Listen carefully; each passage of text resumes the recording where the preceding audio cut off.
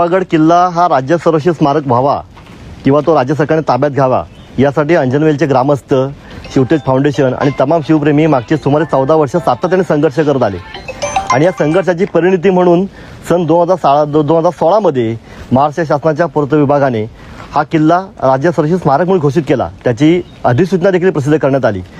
त्यानंतर हे जे काही शासकीय कागदपत्र आहेत त्याचं सुद्धा आपण सगळ्यांनी दखल घेतली पाहिजे। या जमिनींचे जे सातबारे आहेत त्याच्यामध्ये गट नंबर 82, गट नंबर 83, गट नंबर 84, गट नंबर 85, ह्या गट नंबर 82, 83, 84, 85 या गट नंबरच्या इतर हक्कामध्ये राज्य शासनाच्या पुरातत्व विभागाचा शेरा आहे ते पूर्णपणे नमूद केलेलं आहे।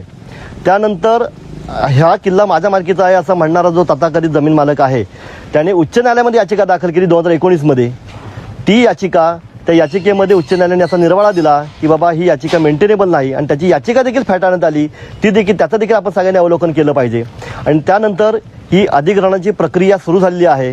पुरातत्व विभागामार्फत जिल्हाधिकारी कार्यालयामध्ये प्रस्ताव देखील दाखल करण्यात आलेला आहे आणि हा प्रस्ताव हा गेल्या 2-4 महिन्यामध्ये येणाऱ्या हा पूर्णत्वास जाईल आणि खऱ्या अर्थाने तमाम अंजनवेलच्या ग्रामस्थांचा, शिवप्रेमींच्या लढ्याला यश येणार आहे आणि येत्या 2-4 महिन्याच्या काळामध्ये हा लढा यशस्वी झालेला आणि हा किल्ला संपूर्णपणे राज्य शासनाच्या मालकीचा आहे हे आपल्याला पाहायला मिळेल।